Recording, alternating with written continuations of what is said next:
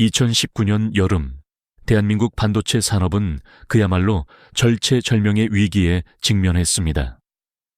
일본이 한국 반도체의 숨통을 겨냥하며 핵심 소재 수출 규제를 발표한 것이죠. 하지만 놀랍게도 삼성과 SK는 절망에 빠지는 대신 이제 일본 장비는 다 빼라는 얼핏 무모해 보이는 폭탄 선언으로 맞섰습니다. 과연 이 대담한 선언 뒤에는 어떤 절박한 결단과 또 얼마나 치밀한 전략이 숨어 있었던 걸까요? 오늘 우리는 단순한 경제 보복을 넘어 한국 반도체 산업의 생존과 미래를 건 일대 결전의 서막이었던 그 드라마틱한 순간들을 함께 되짚어보려 합니다. 이 대담한 선언이 어떻게 오늘날 K반도체의 압도적인 위상을 만들어냈는지 그 숨겨진 치열한 과정을 살펴보시죠. 2019년 7월의 어느 날, 전 세계는 일본 정부의 갑작스럽고도 강경한 발표에 숨을 죽였습니다. 무표정한 관료들이 단호한 표정으로 기자회견장에 섰고 그들의 입에서 나온 말은 대한민국 반도체 산업의 청천벽력과도 같았습니다. 바로 반도체 생산에 필수적인 3대 핵심 소재, 즉 고순도 불화수소, 포토레지스트, 그리고 플루오린 폴리이미드에 대한 수출 규제 조치였죠. 이 소식은 곧바로 국내 언론을 장악하며 속보, 비상, 한국 경제 위기론 같은 자극적인 헤드라인으로 뒤덮였습니다. 당시 대한민국 반도체 산업이 이 세 가지 소재에 얼마나 절대적으로 의존하고 있었는지 생각해보면 이는 단순한 경제적 압박을 넘어 한국 산업의 심장을 겨눈 공격이나 다름없었습니다. 고순도 불화수소는 반도체 웨이퍼 세척에 필수적이고 포토레지스트는 반도체 회로를 그리는 데 없어서는 안 될 감관객이며 플루오린 폴리이미드는 차세대 디스플레이 패널의 핵심 소재였으니 말입니다. 우리의 첨단 반도체 공장 내부에서는 복잡한 장비들이 쉴 새 없이 돌아가고 있었지만 이 소식에 긴장된 작업자들의 얼굴에는 깊은 우려가 드리워졌습니다. 만약 이 핵심 소재들의 공급이 끊기거나 차질을 빚게 된다면 한국 경제의 근간을 이루는 반도체 산업 전체가 멈춰 설 수도 있다는 극도의 불안감과 불확실성이 온 나라를 덮쳤던 순간이었죠. 마치 심장이 뛸 에너지가 갑자기 끊긴 것처럼 한국 경제는 일순간 마비될지도 모른다는 공포에 휩싸였습니다. 절망의 그림자가 짙게 드리워진 그 순간, 한국 정부와 기업들은 위기 타개를 위해 분주하게 움직이기 시작했습니다.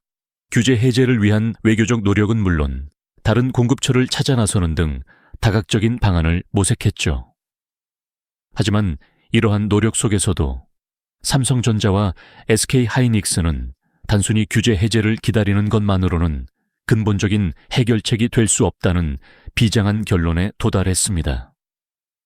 그리고 마침내 그들은 상상조차 하기 힘든 역발상의 폭탄 선언을 내놓게 됩니다. 바로 핵심 장비와 소재의 탈일본화를 선언한 것이죠. 언뜻 들으면 무모하고 실현 불가능해 보였을 이 선언은 실제로는 깊은 고뇌와 치열한 내부 논의 과정을 거쳐 탄생한 것이었습니다. 삼성과 SK 경영진은 밤샘 토론을 이어가며 화이트보드에 복잡한 전략도를 그려나갔습니다. 이재용 부회장은 긴박한 표정으로 일본 출장을 강행하며 현지 상황을 파악하고 돌파구를 찾기 위해 동분서주했죠. 언론의 취재 경쟁 속에서도 그는 굳은 결의를 보였습니다. 이는 단순히 일본의 규제에 대한 감정적인 반발을 넘어선 것이었습니다. 장기적인 관점에서 한국 반도체 산업 생태계에 취약한 고리를 끊고 자립적인 구조로 재편하기 위한 전략적이고도 대담한 결단이었던 셈이죠. 규제가 풀리기를 기다리는 수동적인 자세에서 벗어나 우리 스스로 공급망을 다변화하고 국산화 역량을 키우겠다는 능동적인 의지를 천명한 것입니다. 이 폭탄 선언이 보도되자 언론은 놀라움을 감추지 못했고 많은 전문가들은 회의적인 시선으로 우려를 표하기도 했습니다. 과연 한국 기업들이 이 거대한 도전을 성공시킬 수 있을지 의문을 제기하는 목소리도 적지 않았습니다.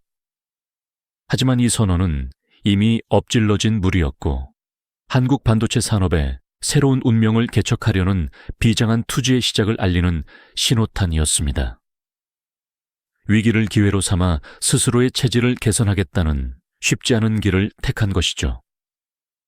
이제 이 대담한 선언이 과연 어떤 결과를 가져올지, 그 보이지 않는 전장에서 어떤 사투가 벌어졌을지 궁금해지지 않으시나요? 그렇다면 이 대담한 선언 뒤에 숨겨진 보이지 않는 전장에서는 과연 어떤 일들이 벌어졌을까요? 단순히 말로만 그친 선언이 아니었습니다. 눈앞에 닥친 현실은 그야말로 거대한 산처럼 느껴졌을 거예요. 수십 년간 일본에 의존해온 반도체 소재와 부품, 장비의 공급망을 하루아침에 바꾸는 일은 결코 쉬운 도전이 아니었죠. 마치 거대한 유조선의 항로를 급히 변경하려는 것처럼 막대한 관성과 저항을 이겨내야 하는 지난한 과정이었습니다. 삼성전자와 SK하이닉스는 이제껏 주력해왔던 일본 협력사 대신 국내 중소기업, 즉 소부장 기업들의 문을 두드리기 시작했습니다. 이는 대기업이 가진 기술력과 자본, 그리고 중소기업이 가진 독창적인 아이디어와 끈질긴 개발 의지가 맞닿는 순간이었죠. 마치 오랜 시간 각자의 영역에서 묵묵히 실력을 갈고 닦아온 장인들이 드디어 한자리에 모여 거대한 난관을 헤쳐나갈 방법을 모색하는 모습이었습니다. 단순히 제품을 납품받는 관계를 넘어 기술을 공유하고 함께 문제를 해결해 나가는 진정한 의미의 협력 관계를 구축해야만 했습니다. 이 과정에서 막대한 기술 개발 투자는 필수적이었습니다. 단순히 몇십억 원의 문제가 아니었죠. 수백, 수천억 원에 달하는 자금이 연구실과 공장으로 흘러 들어갔습니다. 하지만 돈만 있다고 해결되는 일은 아니었습니다. 기존의 공급망은 오랜 시간 축적된 신뢰와 기술 노하우를 바탕으로 형성된 것이었기에 국산화를 향한 길은 마치 미지의 숲을 헤쳐나가는 탐험과도 같았어요. 수많은 연구원과 기술자들은 밤낮 없이 연구실에서 불을 밝혔고 셀 수 없이 많은 시제품들이 실패의 쓴맛을 보며 버려졌습니다. 어떤 날은 성공에 대한 희망에 부풀었다가도 다음 날이면 예상치 못한 문제에 부딪혀 좌절하는 일의 연속이었죠. 순도 99.9999% 이상의 초고순도 불화수소를 개발하기 위해 수천 번의 실험을 반복하고 미세 패턴을 구현할 포토레지스트의 배합비를 찾아내기 위해 수년의 시간을 쏟아붓는 것은 예사였습니다. 특히 국내 소부장 기업들의 기술자들은 말 그대로 숨겨진 영웅들이었습니다. 대기업의 거대한 자본과 인력에 비하면 보잘것없어 보일지라도 이들의 헌신과 집념은 그 어떤 것보다 빛났습니다. 작은 공장의 한편에서 혹은 먼지 쌓인 연구실에서 그들은 밤을 지사하며 새로운 소재를 합성하고 장비를 조립하고 미세한 불량의 원인을 찾아 헤맸습니다. 가족과의 시간은 물론 개인적인 삶마저 희생하며 오직 해내야 한다는 일념으로 버텨냈죠. 한 번의 성공을 위해 수백 번의 실패를 기꺼이 감수하는 끈기가 없었다면 이 모든 과정은 불가능했을 거예요. 이들의 땀과 눈물 속에서 한국 반도체 산업의 새로운 미래가 조금씩 모습을 드러내기 시작했습니다. 그렇게 피와 땀으로 일궈낸 노력 끝에 마침내 작은 성공의 불씨들이 하나둘 피어나기 시작했습니다. 처음으로 국산화된 소재가 테스트 라인에 투입되어 만족스러운 결과를 보였을 때 그 순간의 환호와 안도감은 이루 말할 수 없었을 겁니다. 오랜 가뭄 끝에 단비가 내린 것처럼 서로의 어깨를 두드리며 격려하는 모습은 단순한 기술적 성과를 넘어선 우리 산업의 새로운 가능성을 확인하는 감격스러운 순간이었죠. 처음에는 회의적인 시선으로 우려를 표했던 전문가들도 차츰 국내 기업들의 기술력과 잠재력에 놀라움을 감추지 못했습니다. 국산화된 장비가 실제 생산 라인에 투입되어 안정적으로 작동하는 것을 지켜보며 모두는 비로소 우리도 할 수 있다는 자신감을 얻기 시작했습니다. 이러한 과정은 단순히 일본 제품을 대체하는 것을 넘어 국내 소부장 산업 생태계 전체를 한 단계 도약시키는 계기가 되었습니다.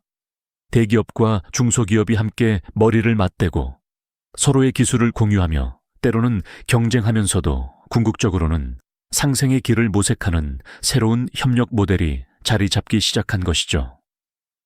마치 거대한 숲이 불타 없어진 후 그 재 위에서 더욱 강하고 다양한 생명체들이 싹을 틔우는 것처럼 위기는 오히려 우리 산업의 뿌리를 더욱 깊고 튼튼하게 만드는 자양분이 되어주었습니다. 이처럼 한국 반도체 산업은 절체절명의 위기 속에서 내부의 잠재력을 일깨우고 스스로의 힘으로 난관을 돌파하는 값진 경험을 쌓아갔습니다. 이제 막 시작된 이 보이지 않는 전장에서 과연 우리 기업들은 어떤 다음 단계를 준비하고 있었을까요? 그리고 이 치열한 국산화의 사투는 궁극적으로 K반도체의 미래를 어떻게 바꾸어 놓았을까요? 그 놀라운 결과는 다음 이야기를 통해 더 자세히 살펴보겠습니다. 지난 시간 우리는 절체절명의 위기 속에서 한국 반도체 산업이 스스로의 잠재력을 일깨우며 나아가야 할 다음 단계를 모색하고 있었다는 이야기를 나누었죠. 이제 그 보이지 않는 전장에서 우리 기업들이 어떤 파격적인 선택을 하고 또 어떤 치열한 사투를 벌였는지 함께 살펴보겠습니다. 그 중심에는 바로 핵심 장비와 소재의 탈일본화라는 어쩌면 무모해 보였던 선언이 자리하고 있었습니다. 삼성과 SK하이닉스는 일본의 수출 규제에 맞서 단순히 대체 공급처를 찾는 것을 넘어 자체 역량 강화라는 근본적인 해결책에 집중하기 시작했습니다. 이는 국내 소부장, 즉 소재 부품 장비 기업들에게는 꿈만 같던 기회이자 동시에 막중한 책임감을 안겨주는 순간이었죠. 대기업들은 중소기업과의 긴밀한 협력을 약속하며 마치 한 몸처럼 움직이는 거대한 생태계를 구축해 나갔습니다. 기존에는 상상하기 어려웠던 기술 교류와 공동 연구가 활발하게 이루어졌고요. 물론 그 과정이 순탄하기만 했던 것은 아닙니다. 국산화는 쉬운 길이 아니었습니다. 수십 년간 일본이 독점해왔던 기술의 벽은 상상 이상으로 높았죠. 연구실에서는 밤늦도록 불이 꺼지지 않았고 수많은 연구원과 기술자들이 땀방울을 쏟아내며 실험에 매달렸습니다. 어떤 날은 수십 번의 테스트가 모두 실패로 돌아가기도 했고요. 시제품이 제대로 작동하지 않거나 기대했던 성능에 미치지 못하는 일은 다반사였습니다. 마치 어둠 속에서 한 줄기 빛을 찾아 헤매는 것과 같은 고난의 연속이었죠. 하지만 우리에게는 포기하지 않는 집념이 있었습니다.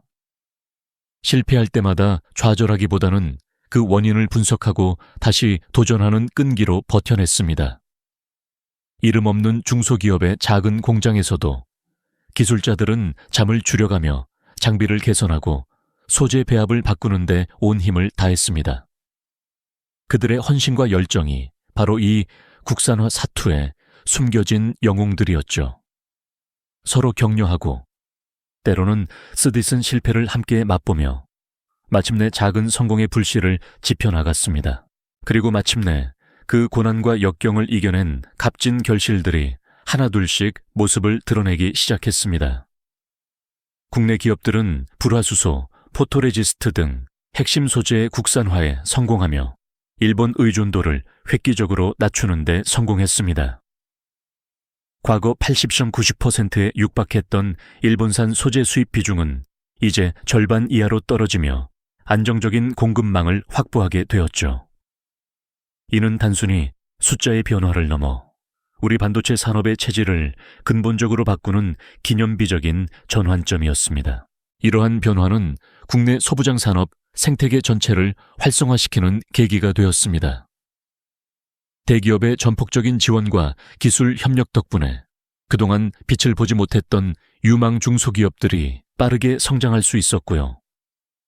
새로운 공장들이 속속 건설되고 혁신적인 기술을 가진 스타트업들이 등장하며 한국 반도체 산업은 그야말로 역동적인 성장 에너지를 분출하기 시작했습니다.